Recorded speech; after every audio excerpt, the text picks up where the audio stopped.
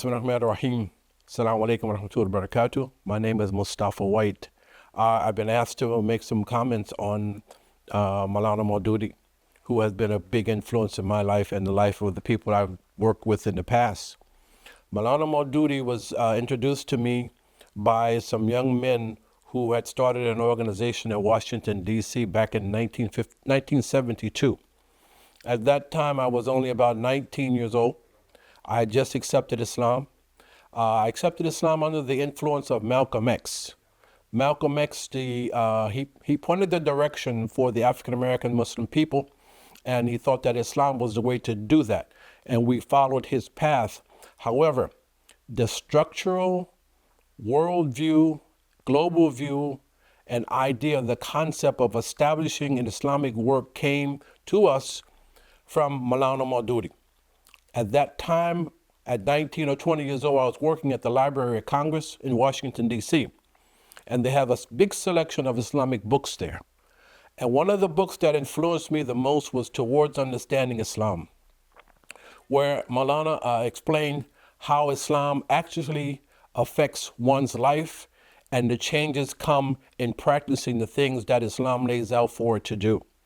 So therefore, after reading Towards Understanding Islam, I later joined that same group in Washington, D.C., an African-American group of Muslims who had taken the principles of Islam from Maulana Maududi. The founder of that group spent time in Pakistan with Maulana Maududi for quite a while before coming back to the United States and establishing what was called the Islamic Party of North America. That group emulated much what Maulana Maududi's thoughts and details about implementing Islam wherever you are in the world. At that time, we only had few books. It was 1971, 1972. We only had few books that we could refer to, and Maulana's books were there. The book Towards Understanding Islam, as I already said, but then there was The Process of Islamic Revolution. There was a book, Jihad Fi al-Islam. There was a book called Purdah.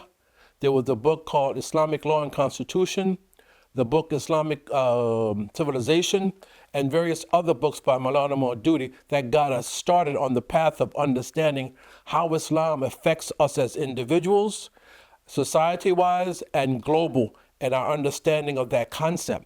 And we began to implement Maulana's ideas and the development of our work in the United States.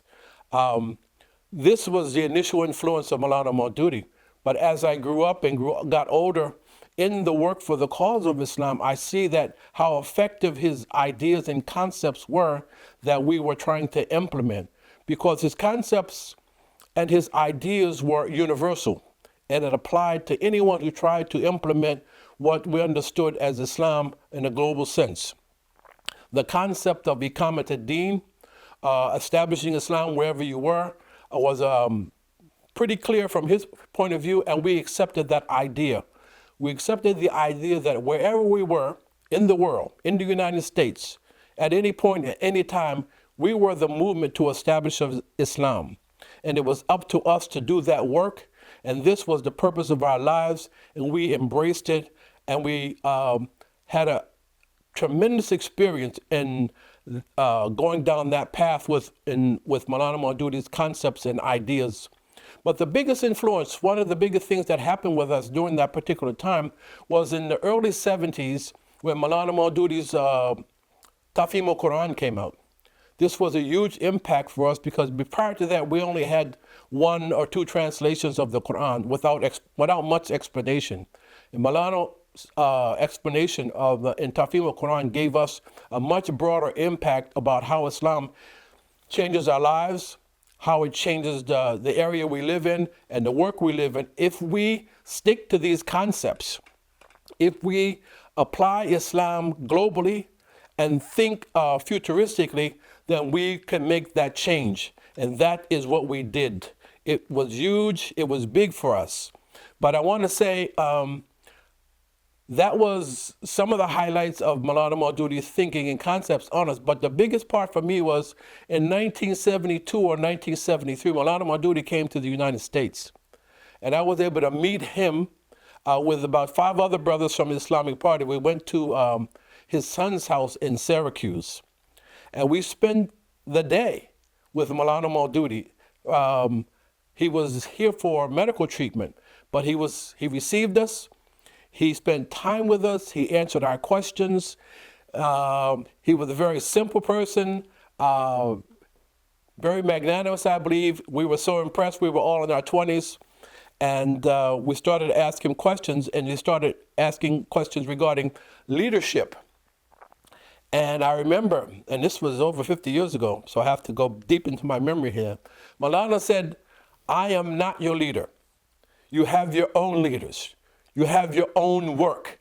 Do not make me your leader. We said we were kind of chuckled at that because we always accepted him as one of our global leaders for the Islamic movement, but he vehemently denied that. He said, you have your leaders, you have your work, you have your concepts, so forth and so on. But we talked about mostly within that meeting was how he said to us, how is your organization? How is it coming? How is it developing? Because what he was saying to us, in my view, was, how are you guys implementing what you're learning from Islam? What are you getting out of this? How are you applying these concepts in your life, and what are you seeing, and so forth and so on? So we spent that day talking about leadership, organizations. We talked about opponents to Islam. We said, you will meet them. You will meet the opponents. As long as you do this work, there will be opponents. You're no different than the prophets.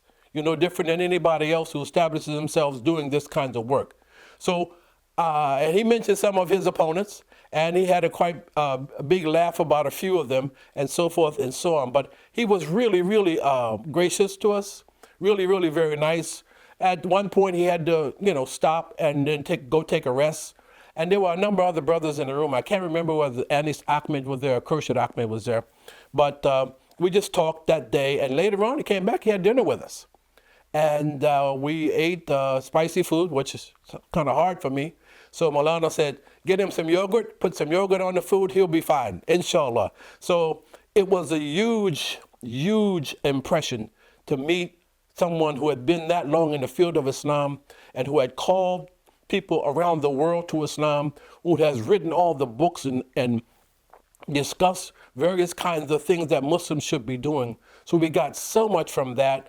I was considered myself blessed with that. But what I wanted to convey mostly about Maulana Maududi was that we understood that Islam is an organized effort. The non-Muslims are organized. We at least have to be organized to meet that challenge. We also have to look into the future and establish those kinds of things that we need to meet that challenge. So his thinking, his concepts, his ideas about what we should do and how we do them was very important to us.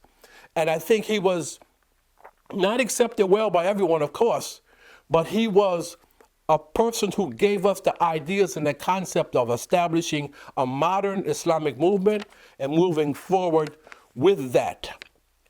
So we appreciate that from him. We appreciate that from the movements he introduced us to, Jamaat Islami Hind, the organizational work in Pakistan, the brothers in North Africa, all these places.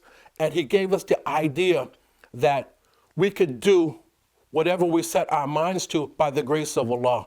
And there was that spiritual connection, and then there was that movement piece that we got from him. And the brothers who used to come from Pakistan that we met when they came through Washington, D.C., they would stop with us, they would have time with us, we would learn from them, we would ask questions, and we further built our understanding of what needed to be done as we go along on this particular path of Islam.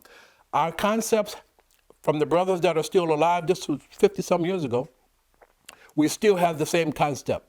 We still have the idea of establishing movement, organizing Islam, and making Islam a household word in America.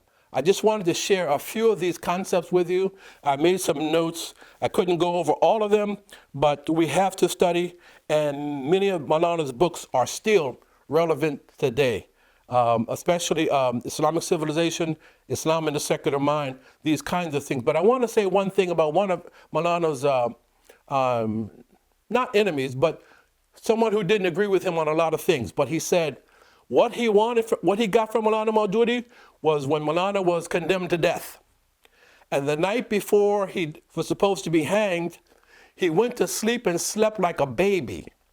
The prison guards were fascinated because they're seeing people not miss their whole sleep, nervous, shaking, but he said Maulana slept like a baby, like nothing was going to happen, and he was on the right path. He said, what I love about Maulana Maududi, just this one thing, if it was nothing else, the yaqeen he had about what he was doing and the path that he was on. So I want to leave you with that story, but I want to impress upon those who are listening to me that Maulana Maududi is someone to be studied.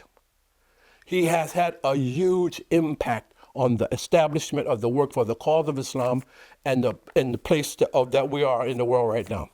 So I thank you for listening to me for a few moments, and inshallah, if I ever get to see who sees this, Assalamu alaikum wa rahmatullahi wa barakatuh. Thank you very much.